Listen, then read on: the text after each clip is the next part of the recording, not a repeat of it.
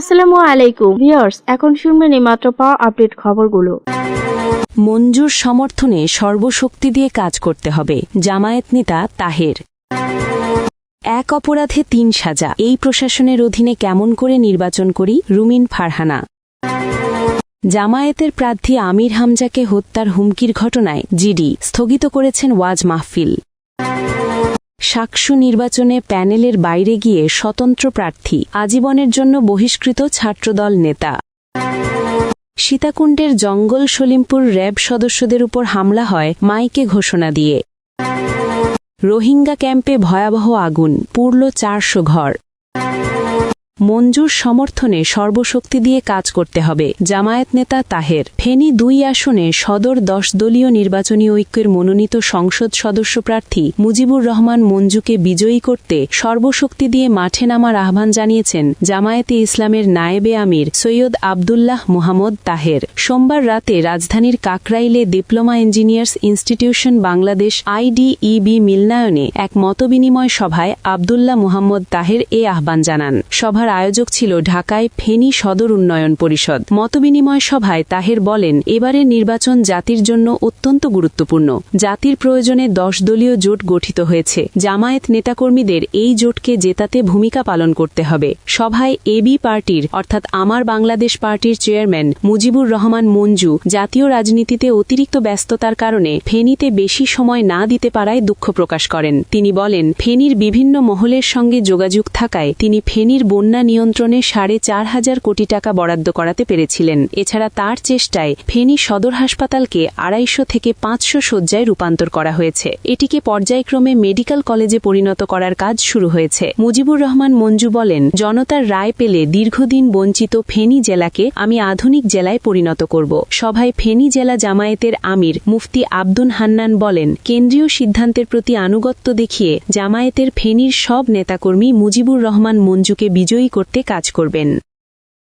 এক অপরাধে ৩ সাজা, এই প্রশাসনের অধীনে কেমন করে নির্বাচন করি, রুমিন ফারহানা। আসন্ন জাতীয় নির্বাচনকে কেন্দ্র করে ব্রাহ্মণবাড়িয়া প্রশাসন পক্ষপাতমূলক আচরণ করছে বলে অভিযোগ তুলেছেন ব্রাহ্মণবাড়িয়া ২ সরাইল আশুগঞ্জ বিজয়নগরের একাংশের স্বতন্ত্র প্রার্থী রুমিন ফারহানা। একটা অপরাধের জন্য প্রশাসন থেকে ৩ বার শাস্তি পেয়েছেন বলেও মন্তব্য করেছেন তিনি। সোমবার বিকেলে ব্রাহ্মণবাড়িয়া প্রেস ক্লাবের মিলনায়নে আয়োজিত সংবাদ সম্মেলনে এই প্রশাসনের ভূমিকা নিয়ে এসব অভিযোগ এই স্বতন্ত্র প্রার্থী রুমিন ফারহানা বলেন, ২ দিন ধরে দেখলাম ফেসবুকে ২টি চিঠি ভেসে বেড়াচ্ছে। প্রথম চিঠিটি দেখলাম ফেসবুকে, এটা কিন্তু আমার কাছে আসে নাই। প্রথম চিঠি দিয়েছেন উপজেলা অর্থাৎ সরাইলের নির্বাহী কর্মকর্তা ও সহকারী রিটার্নিং কর্মকর্তা। চিঠিটি নির্বাচনী অনুসন্ধান ও বিচারিক কমিটিকে দেওয়া হয়েছে। ১৭ তারিখের একটা চিঠি ১৭ তারিখ রাতেই ১৮ তারিখ সকালবেলা সামাজিক যোগাযোগ মাধ্যমে ভাইরাল হয়ে যায়। যে ইউএনও কার্যালয়ে একটা চিঠির নিরাপত্তা ২ ঘণ্টাও রাখতে পারে না, গোপনীয়তা রক্ষা করতে পারে না, তারা কি করে একটা নির্বাচনের মতো বড় কাজকে পরিচালনা করবেন? ফেসবুকের মাধ্যমে গত রোববার জেলা প্রশাসক কার্যালয় থেকেও একটি কারণ দর্শানো নোটিশ পেয়েছেন বলে উল্লেখ করেন রুমিন ফারহানা। কুষ্টিয়া ৩ সদর আসনে জামায়াতে ইসলামীর প্রার্থী আমির হামজাকে হত্যার হুমকির ঘটনায় জিডি স্থগিত করেছেন ওয়াজ মাহফিল।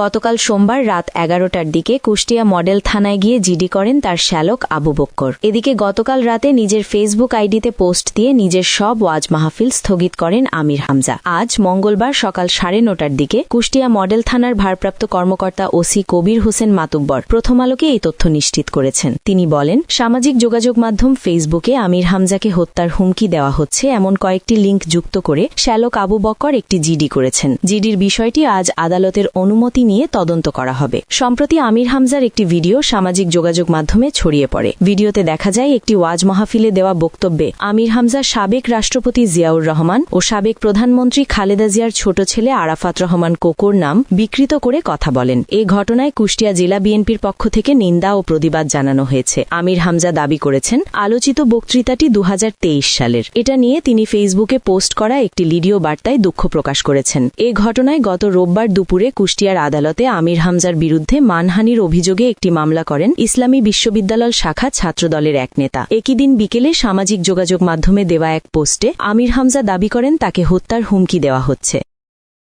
শাকসু নির্বাচনে প্যানেলের বাইরে গিয়ে স্বতন্ত্র প্রার্থী, আজীবনের জন্য বহিষ্কৃত ছাত্রদল নেতা। ছাত্রদলের প্যানেলের বাইরে গিয়ে সিলেটের শাহজালাল প্রযুক্তি বিশ্ববিদ্যালয়ের কেন্দ্রীয় ছাত্র সংসদ নির্বাচনে সাধারণ সম্পাদক পদে স্বতন্ত্র প্রার্থী হওয়ায় এক নেতাকে আজীবনের জন্য বহিষ্কার করা হয়েছে। তার নাম মোহাম্মদ জুনাইদ হাসান। গতকাল সোমবার রাত 9:30টার দিকে প্রথম আলোকে এ তথ্য নিশ্চিত করেছেন বিশ্ববিদ্যালয় ছাত্রদলের সাধারণ সম্পাদক নাঈম সরকার। তিনি জানান, সাংগঠনিক শৃঙ্খলা ভঙ্গের কারণে বিশ্ববিদ্যালয় ছাত্রদলের যুগ্ম সাধারণ সম্পাদক মোহাম্মদ জুনাইদ হাসানকে সাংগঠনিক পদ থেকে আজীবনের জন্য বহিষ্কার করেছে কেন্দ্রীয় কমিটি। কেন্দ্রীয় ছাত্রদল রাতে এক সংবাদ বিজ্ঞপ্তিতে জানিয়েছে, ছাত্রদলের কেন্দ্রীয় সংসদের সভাপতি রাকিবুল ইসলাম ও সাধারণ সম্পাদক নাসির উদ্দিনের সিদ্ধান্ত অনুযায়ী জুনাইদকে আজীবনের জন্য বহিষ্কার করা হয়েছে। সাংগঠনিক ও শৃঙ্খলা ভঙ্গের সুনির্দিষ্ট অভিযোগের ভিত্তিতে এই সাংগঠনিক ব্যবস্থা নেওয়া হয়। যোগাযোগ করলে জুনাইদ হাসান প্রথম আলোকে বলেন, দল যেহেতু সিদ্ধান্ত নিয়েছে এ ব্যাপারে আমার কিছু বলার নেই, তবে বহিষ্কারের আগে কোনো কারণ দর্শানোর নোটিশ দেওয়া হয়নি।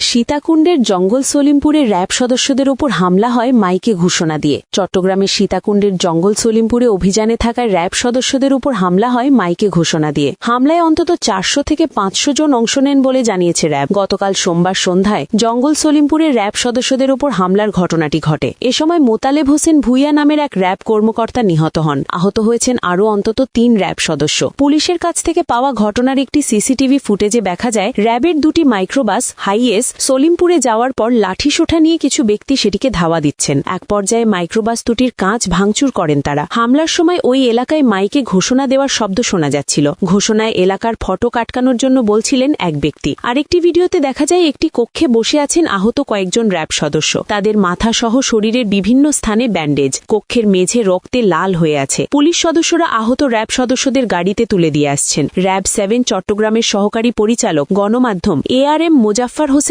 গতকাল রাতে জানান, সন্ধ্যায় সীতাকুণ্ড উপজেলার সলিমপুর ইউনিয়নের জঙ্গল সলিমপুর এলাকায় 43 জন র্যাব সদস্য অস্ত্রধারী সন্ত্রাসীদের ধরতে অভিযানে গিয়েছিলেন। এলাকাটিতে র্যাবের উপস্থিতি টের পেয়ে মাইকে ঘোষণা দিয়ে 400 থেকে 500 দুষ্কৃতকারী র্যাব সদস্যদের উপর হামলা চালায়। এ সময় নায়েব সুবেদার মোহাম্মদ মোতালেব হোসেন ভুইয়া সহ র্যাবের 4 জন সদস্য গুরুতর আহত হন। রোহিঙ্গা ক্যাম্পে ভয়াবহ আগুন, পুড়ল 400 ঘর। কক্সবাজারের উখিয়ার একটি রোহিঙ্গা ক্যাম্পে মধ্যরাতে ভয়াবহ অগ্নিকাণ্ডে প্রায় 400 ঘরবাড়ি পুড়ে গেছে। প্রায় 4 ঘণ্টার চেষ্টায় ফায়ার সার্ভিস আগুন নিয়ন্ত্রণে আনতে সক্ষম হয়। সোমবার দিবাগত রাত আনুমানিক 3টের দিকে উখিয়া উপজেলার পালংখালী ইউনিয়নের শফিউল্লাহ কাটা 16 নম্বর রোহিঙ্গা ক্যাম্পে আগুনের এই ঘটনা ঘটে। উখিয়া ফায়ার সার্ভিস ও সিভিল ডিফেন্সের স্টেশন কর্মকর্তা ডলার ত্রিপুরা জানান, আগুন লাগার খবর পাওয়ার সঙ্গে সঙ্গেই ফায়ার সার্ভিসের 2টি ইউনিট ঘটনাস্থলে উদ্ধার ও নেভানোর কাজ শুরু করে। প্রায় 4 ঘণ্টার চেষ্টায় আগুন নিয়ন্ত্রণে আসে। প্রাথমিকভাবে ধারণা করা হচ্ছে রান্নার চুলা থেকেই আগুনের সূত্রপাত হয়েছে, তবে বিষয়টি তদন্ত করে দেখা হচ্ছে। স্থানীয় ও ফায়ার সার্ভিস সূত্র জানায়, ক্যাম্পের D4 ব্লকে একটি লার্নিং সেন্টার থেকে আগুনের সূত্রপাত হয়। মুহূর্তের মধ্যেই আগুন পাশের বসতঘর ও শেডে ছড়িয়ে পড়ে। রোহিঙ্গা নেতা নূর মোহাম্মদ বলেন, আগুনে বহু পরিবার তাদের সর্বস্ব হারিয়েছে। তারা খোলা আকাশের নিচে রাত কাটাতে বাধ্য হয়েছে। উল্লেখ্য, রোহিঙ্গা ক্যাম্পগুলিতে সাম্প্রতিক সময় অগ্নিকাণ্ডের ঘটনা আশঙ্কাজনক হারে বাড়ছে। গত 26 ডিসেম্বর 4 নম্বর ক্যাম্পের একটি হাসপাতাল পুড়ে যায়। এর আগে 25 ডিসেম্বর রাতে কুতুপালং নিবন্ধিত ক্যাম্পে আগুনে অন্তত 10টির বেশি ঘর ক্ষতিগ্রস্ত হয়েছিল।